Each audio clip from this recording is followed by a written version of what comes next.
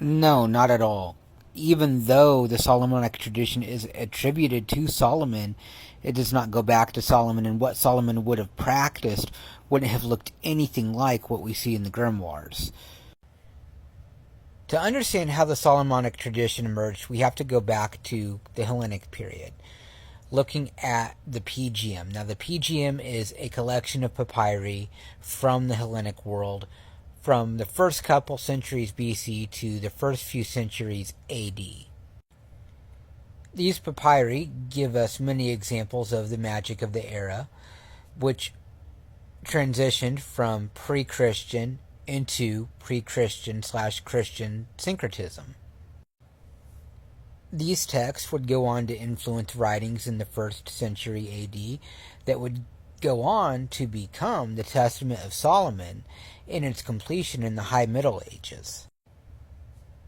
The Testament of Solomon being considered the first grimoire of the Solomonic tradition of magic.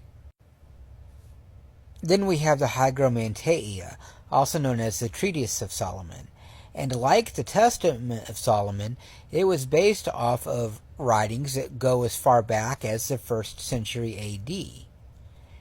The treatise being completed and put forth as it is in the 14th and 15th centuries. Then, of course, after this, we see the Clavica Solomonis, known today as the Greater Key of Solomon. And that is the one that is the most popular of the Solomonic tradition, and what most people reference as far as the great testament of that tradition, even though it was not titled the Testament of Solomon, as the previous book was. Then, of course, came the Lemegeton. And the Lemegeton is actually a compilation of a few different books. Notably the Ars Goetia, the Ars Goetia Thurgia, the Ars Paulina, and the Almadel, with the occasional inclusion of the Ars Notoria. The Ars Goetia especially being so popular that most people refer to it alone as the Lemegeton, or Lesser Key of Solomon, when it is but the first book thereof. Though these books employ Hebrew god names, they were not Kabbalistic in origin, nor particularly Jewish. They come out of a Christian tradition which inherited these names. And the underlying cosmology and philosophy is derived more from Neoplatonism than it is outright Jewish cosmology. And so with that, what we see in the Solomonic grimoires is more akin to Roman-style magic than it is Jewish-style magic, or even the Jewish practices of the Jews that were around during the Roman Empire. And of course, they never would have called themselves magic. So to say Jewish magic is in itself a bit of a misnomer, because that is not their term. Aspects of Kabbalah were not merged with the magical tradition until the Rosicrucians came along. And then, of course, the rest is history. So why were these grimoires attributed to Solomon? Well, it was the manner in former times to attribute a text of great learning, particularly a text of philosophy or theology or some revelation of the world, to an ancient wise man or sage or philosopher. This was done in their honor. Nobody at the time would have been talking about plagiarism, and they would be quite a fool to confuse a newer text with the actual figure who lived centuries ago, if not millennia ago. So this was not a problem until texts get rediscovered and people think that the name they're on is the one who actually wrote it. And then we find out later by comparing manuscripts and looking at other historical sources to verify various claims, or to, we'll say, debunk various claims, show that that is not the case. Let's get right down to brass tacks, though, and address the elephant in the room, which is the Ars Goetia and the story of King Solomon commanding 72 jinn to build the temple. And this is out of the Quran where we get this story. This story is probably why the Ars Goetia is arguably the most popular, and I don't think anybody would argue that it is the most popular tome within the Solomonic tradition. Here you have a story that references Solomon and his work with these jinn and the building of the temple. It makes sense that that would be the central story or focus in a tradition that is attributed to Solomon. So how did we get here? Well, when the words Hillel ben Shahar in Isaiah were changed to Lucifer in the Latin Vulgate, which was a Latin rendition of the Bible, that caused a few things to happen. It changed the story a little bit, because Lucifer was then also associated with Hasatan, right? Satan. Even though Hillel was never expressly identified with Satan, right? But this happened.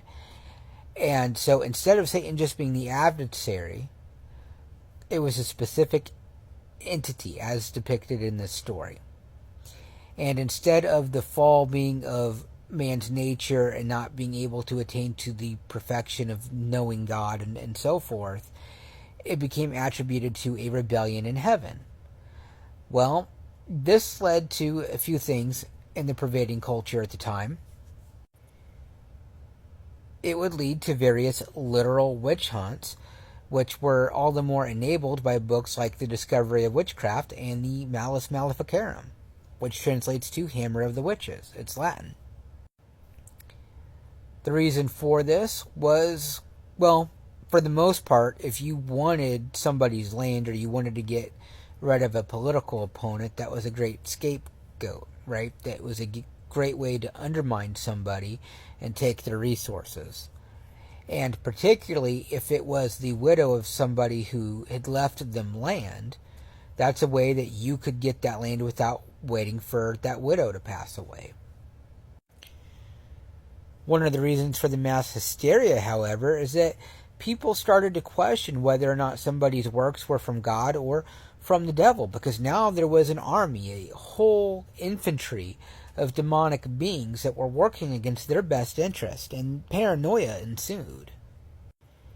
This led to entire catalogs of infernal regiments and armies, one of them being the Pseudo-Monarchia Daemonum.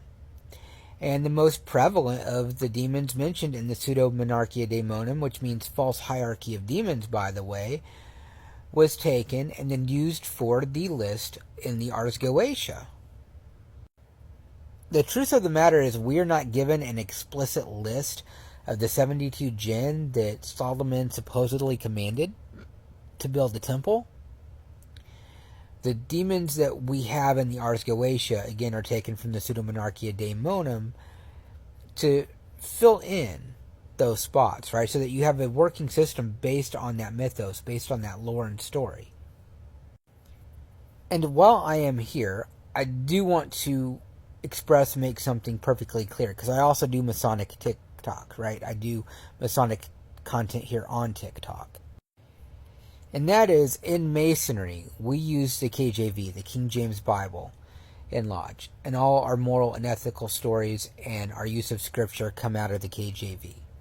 The KJV does not have a story where Solomon worked with 72 jinn or demons or any other set of entities to build the temple. If he had, the original builders of the temple would have been out of work, right? There wouldn't have been stonemasons the way that we tell it. Like, we would not have a story about the builders of the original temple. So I want to be very clear that Freemasonry does not teach that Solomon worked with demons or jinn or employed them in any way to build anything, nor do we employ jinn or demons. That's just simply not part of Masonry. We go with the story that's given to us in the KJV. Again, demons took our jobs, but they didn't, thankfully. I'm also not saying we actually go back to the temple, because that's not what Masonry actually teaches either. Or certainly not today in 2024.